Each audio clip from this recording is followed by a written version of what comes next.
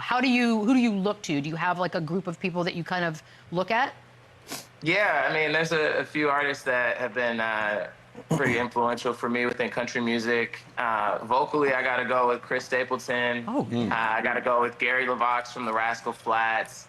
I got to shout out Nelly, even though he's a hip-hop artist to a degree, but he's really the first hip-hop artist to cross over into the country space. Yeah, so that's right. Tim McGraw back in the day. Yeah. Yeah, I love that.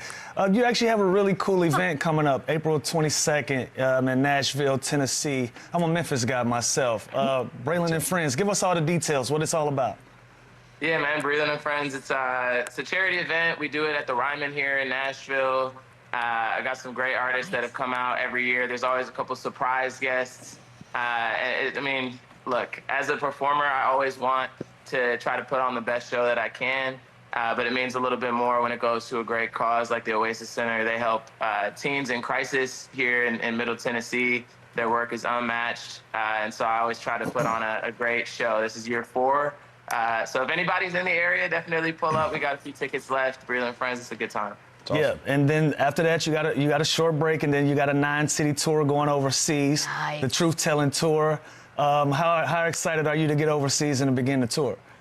Very excited about it. I feel like there's always a different energy overseas. You know, people out there who listen to my music, they don't get to see me as frequently, so they show up. They know all the words. You know, I feel like sometimes I play for these American crowds. They'll know the hits. But then you play out there, and they go nuts when you're playing a song that you don't think anyone has heard before. So That's what's up. It's a good time. That's a good list of cities. Yeah, that's awesome. That's a good one. Braylon, let's dive into your sports fandom a little bit here. You grow up in South Jersey, so naturally you're a Sixers fan. There we go. Yeah. Tough season for the Sixers, but what's your thoughts on the current state of that squad? Is it a panic? Is it a rebuild? Is it just a matter of health next year? Yeah, I mean, it's a little more than health. I will say that I've been impressed with some of the young guys. You know, Tyrese Maxey is a stud. Been really impressed with what I've seen from Quentin Grimes and some of these younger, newer guys that have gotten minutes. But, you know, without knowing what's going to happen with Joel, it's kind of tough to speculate. Obviously, the end of the season, we were able to lose enough games that there's a potential lottery situation. You know, it's Flag Day every day for me over here. I've been watching the NCAA tournament, and I'm hoping, you know, it's maybe 4 or 5% chance that we can end up getting one of those type of picks. So we'll see. But I definitely think, you know, people say, you know, we're all excited about the Eagles winning the Super Bowl, and they're like, but what did it cost? And I think it cost us the Sixers. Give something up.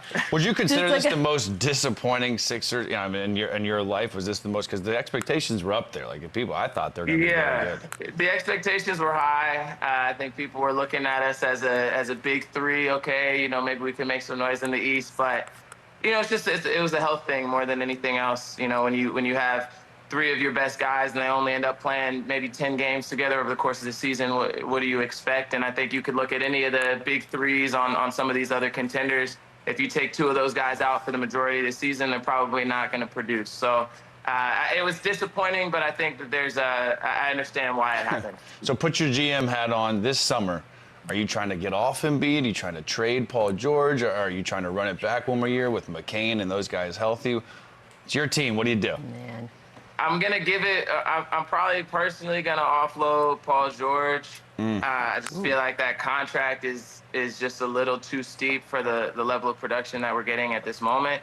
He's a legend. He's a Hall of Famer in my book. I was happy to have him, you know, on the roster for a bit, but I think we got to continue to try to go younger. I think we got to try to build in the draft. I'm giving Joel Embiid 1 more season, but obviously we're looking at surgery and whether or not he's going to get back to the level that he was at a year or 2 ago. But I'm going to give him 1 more chance just based on what he's put in thus far. But I definitely think we got to try to build around some of these younger guys. I mean, you say that now, Braylon, but I feel like 2 months into the next season, everyone's going to be impatient again. Like, we're going to give it another season, and in 2 months, we're like, oh. It is the worst. It is the worst market for trying to develop something. Yeah. You know, like we want it now. By the way, are you old enough to have been a fan of Blue Will? Lou, you're old. You remember he played on Do this? you remember this old dude right here? Don't do me like that. I've been watching. Lou, I've been watching you. I've been watching. I watched your whole career. I'm almost 30, so I've been watching. I've been watching you for a minute. I appreciate it, man. The perennial six man. You are the greatest six man of all time. Right. Everybody knows that, and pretty nasty to play with on several iterations of 2K as well. Okay, that's really what's cool. up. I love that. Appreciate it. I know you have a friendship with Jimmy Butler. Well, you know, he was there for the season. Like, how does that come to be? Yeah, initially Jimmy was just kind of reposting videos of mine on songs of mine on his Instagram story, and then come to find out he's a big country music fan and writes music as well. Has started getting into songwriting.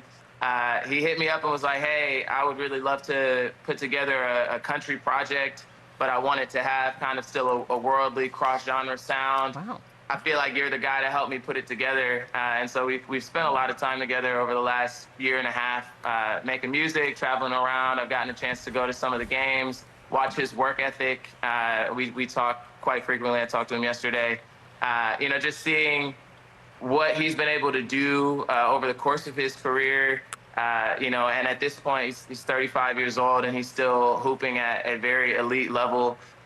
If we're going to talk playoffs, I am a little biased here, but I like what I've seen. I like what I've seen out of the Warriors. Pretty good. And we can get into that if we need to. Well, hold on before we do that, because in those collaborations, Jimmy said he was like DJ Khaled. Yeah. And so the DJ Khaled I know, that sounds like ad libs and a bunch of inspiration. What was it like? What was it like getting in the lab with Jimmy in that process? Yeah, I will say that he has a pen. Like he can write, and he doesn't have a desire to be a traditional artist in the sense that it's not like a Damian Lillard situation. Like he's not going to be spitting verses. He's not going to be singing on these songs.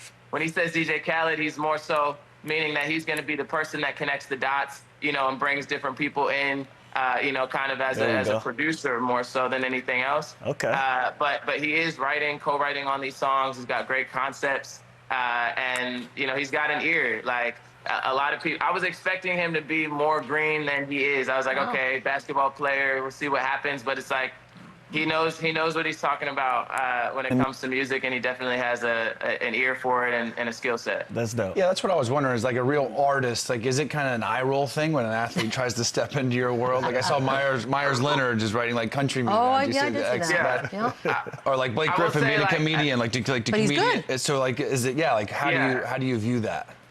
Yeah, for me, I don't think that there's anything wrong with it. Like, look, this is a creative field. Like, I think a lot of athletes secretly want to be artists, and I think a lot of artists secretly want to be athletes. And, you know, we have a mutual respect. You know, I look at it this way. It's like these are two professions that it's a needle in a haystack to be able to succeed in either of these industries. Everybody wants to do it. They're the glamour jobs, but very few people are actually able to